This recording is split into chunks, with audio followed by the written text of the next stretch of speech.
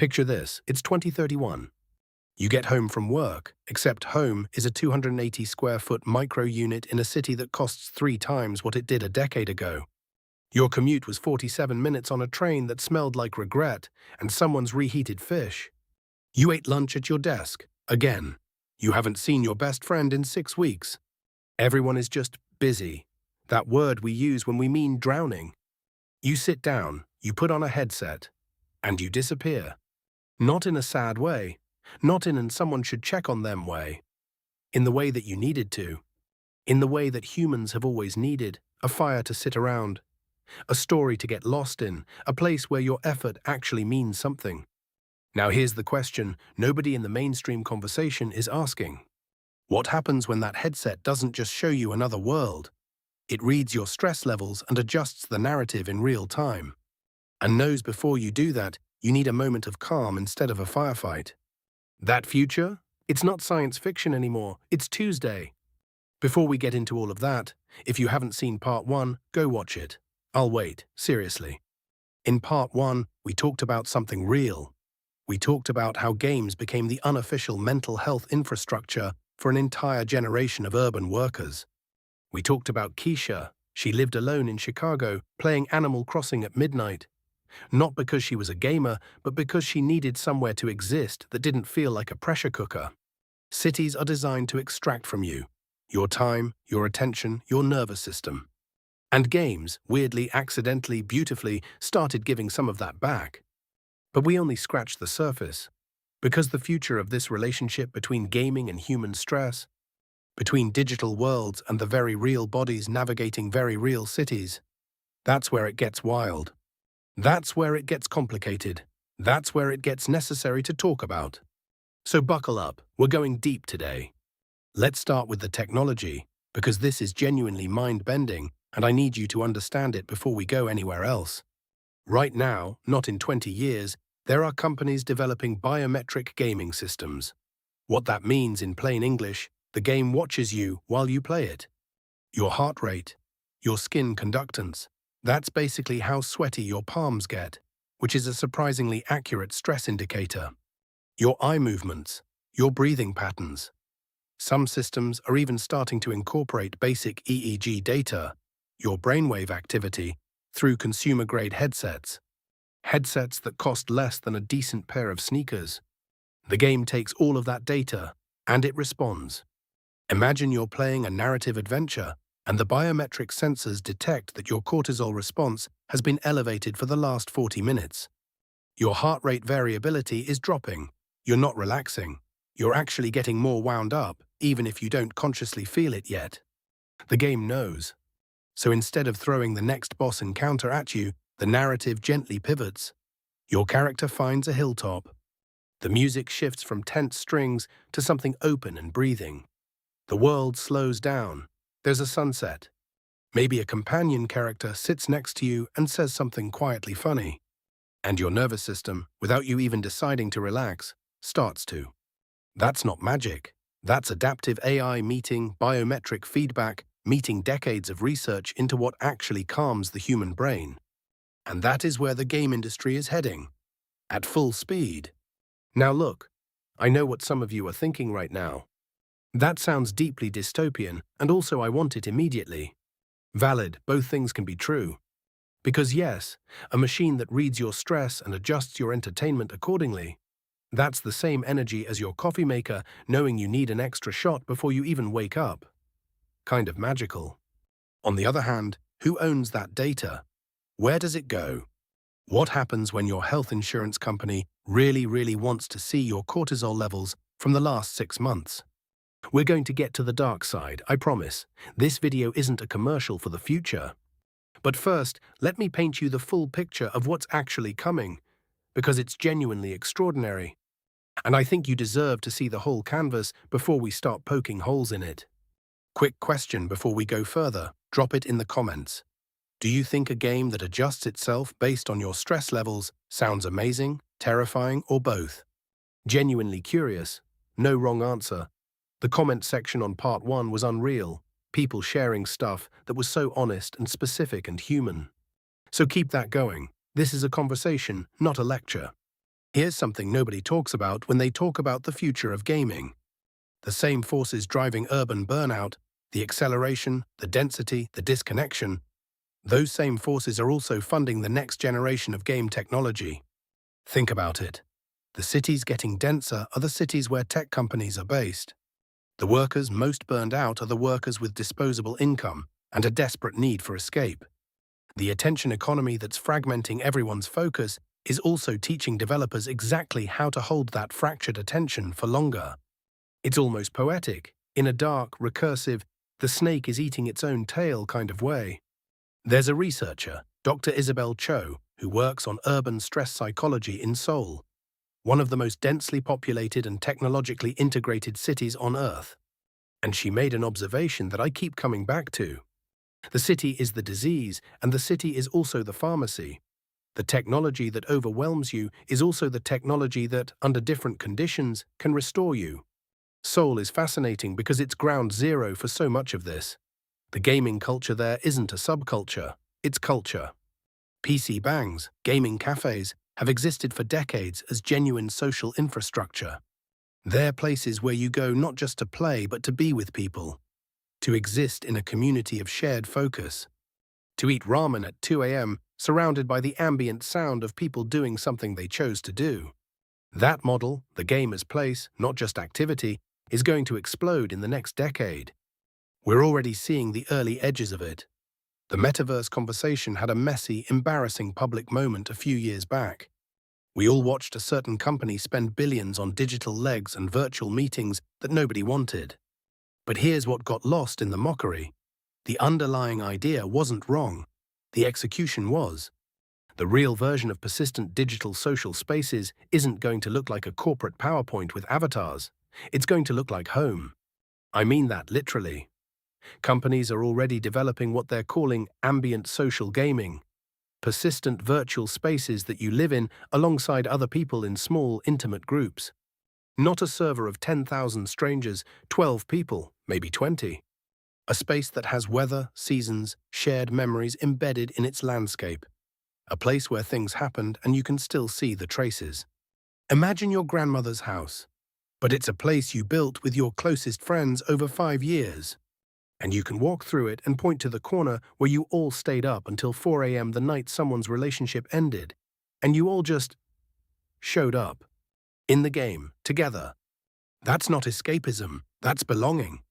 And belonging is the single biggest thing that urban life systematically strips away. But here's where I have to slow down and be honest with you.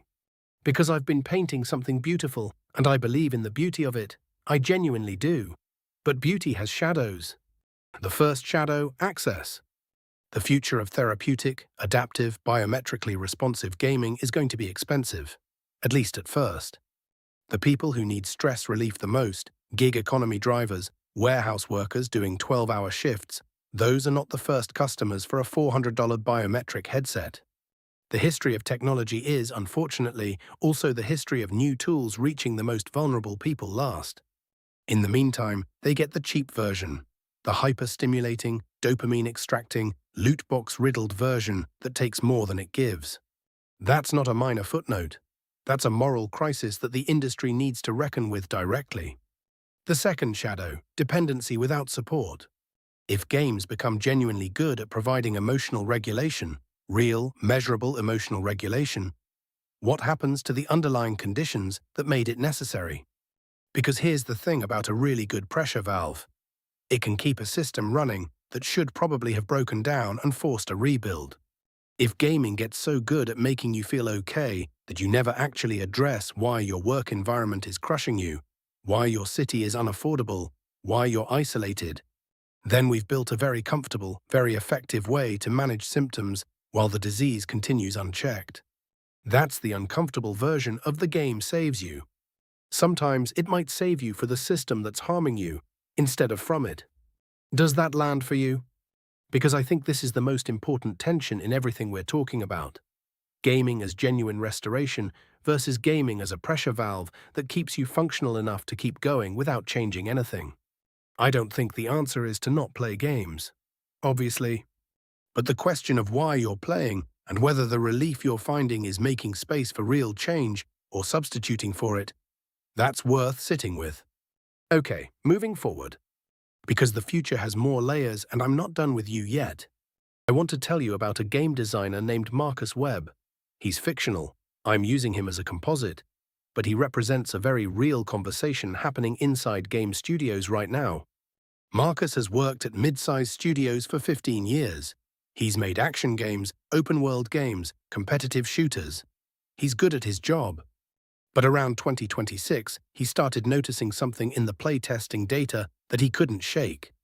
The players who reported the highest satisfaction, not the most engagement, not the most hours, were consistently the players who used games in what he called punctuated doses. Short, intentional sessions. Games played like meals, not like binging. Meanwhile, the players with the highest raw engagement hours showed completely different behavioral patterns. More impulsive session starts, shorter gaps between sessions, increasing difficulty finding satisfaction. Classic hedonic adaptation. The game was becoming less nourishing the more they consumed it. He brought this to his studio leadership, and the response, at one studio, then another, was silence. Or a pivot to talking about something else. Because the business model was built on engagement, on more. And Marcus was sitting there with data suggesting that less, done better, served actual humans better. That gap between what serves the business and what serves the player is one of the defining tensions of where the game industry is right now.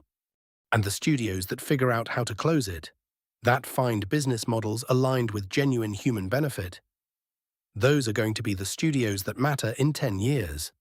Because here's what's actually happening in forward-thinking parts of the industry. Subscription models are changing incentives. If you're charging a flat monthly fee rather than grinding for hourly engagement, you actually benefit from them feeling good about your game. Satisfied enough to keep the subscription rather than anxious and compelled. Some developers are experimenting with what they're calling wellness metrics alongside traditional engagement metrics, measuring session completion rates, player-reported mood data, return rate after voluntary breaks, building pictures of healthy engagement versus compulsive engagement. There are game designers actively studying the architecture of contemplative spaces, Buddhist monasteries, Japanese gardens, public parks, asking how those principles translate into digital environments. How do you build a game space that restores rather than extracts? These aren't fringe conversations.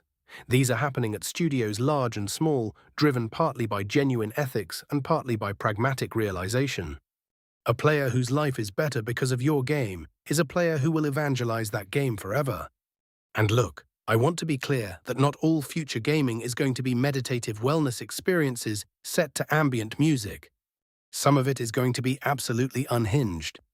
We're talking fully haptic suits that let you feel a dragon breathe fire in your direction.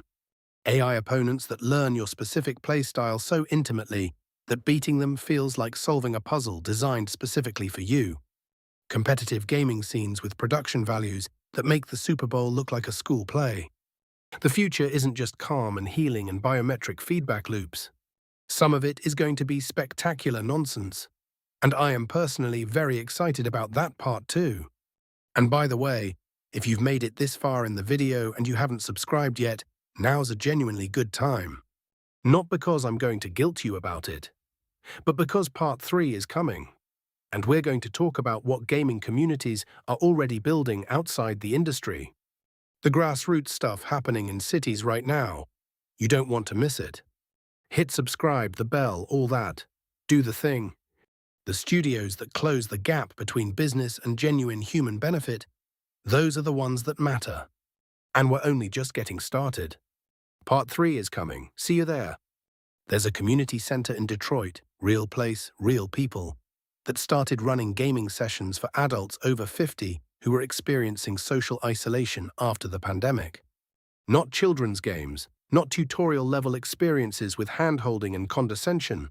Full games, complex games, games with actual stakes and depth. They structured it as a community event. People came, played together, argued about strategy, formed teams, developed inside jokes. And they started showing up for each other outside the sessions too. The researcher who documented this project described something that stayed with me. She said the games were almost irrelevant Or rather, the specific game mattered less than the structure the game provided. It gave people a reason to be in the same room, a shared language, a low-stakes way to experience trust and failure and success together, a container for connection. A container for connection that the participants hadn't had since, for many of them, decades. The game didn't save them. The game gave them the conditions in which they could save each other.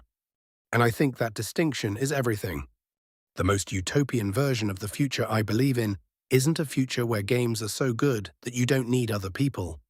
It's a future where games are so good at facilitating genuine human connection that they become infrastructure for it. The way parks are infrastructure, the way libraries are infrastructure, the way the public square, when it works, is infrastructure. There's a movement, small right now but real, among urban planners and game designers to think about this together. What if city design included gaming spaces the way it includes green spaces? Not arcades, not commercial entertainment. Commons. Publicly funded, community-governed digital and hybrid spaces.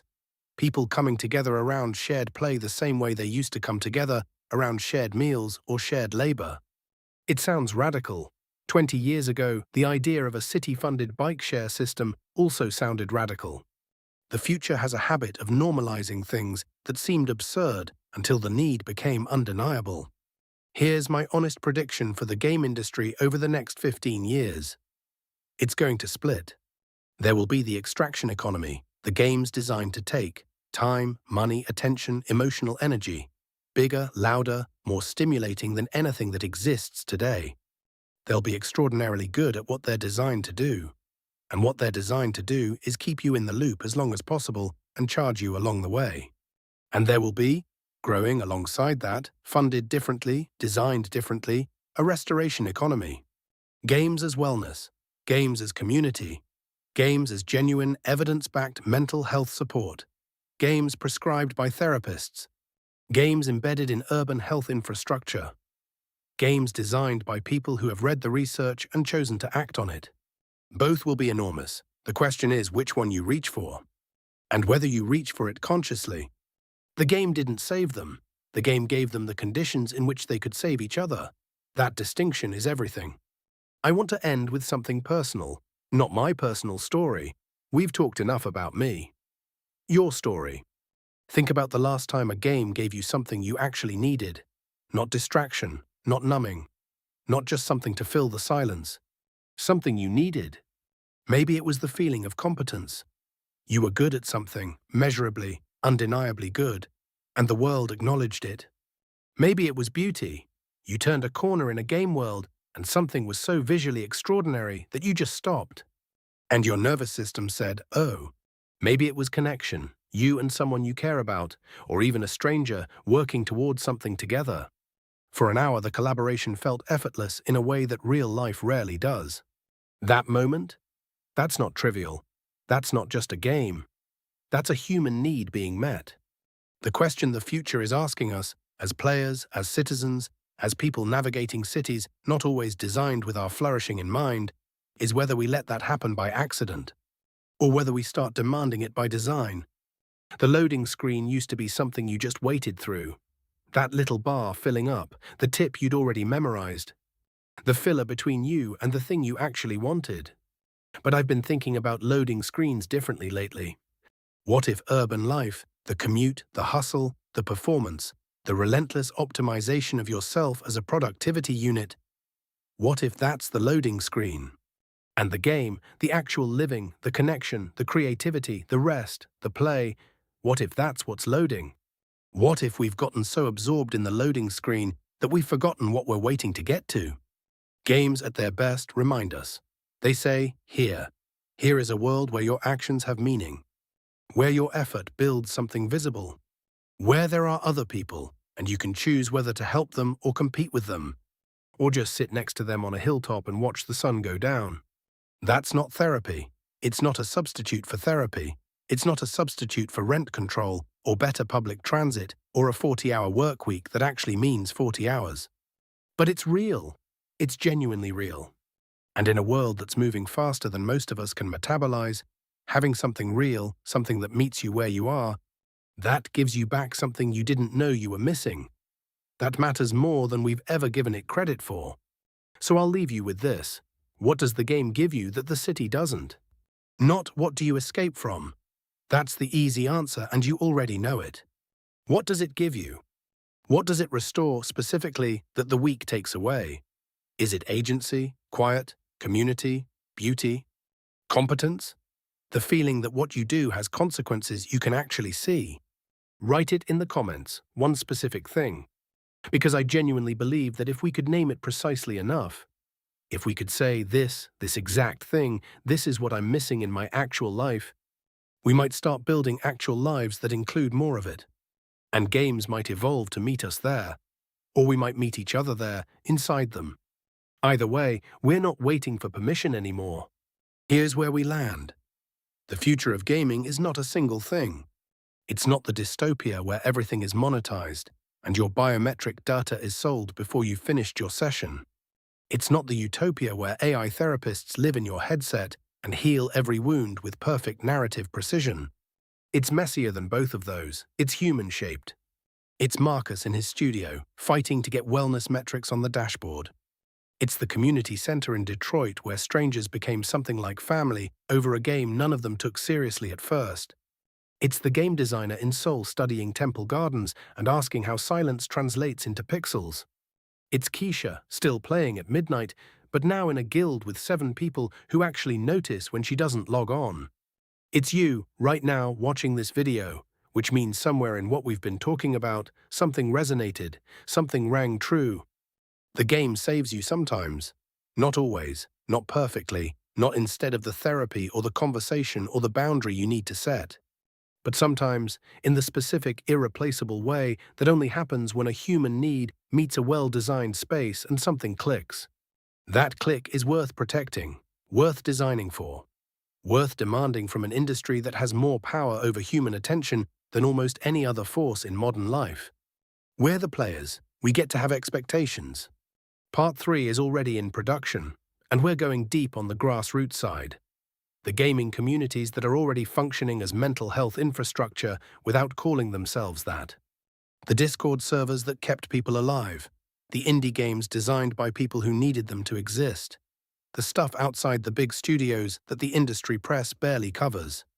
Subscribe, obviously, but also share Part 1 or Part 2 with someone who needs to hear that their relationship with games is more complicated and more legitimate than people give them credit for.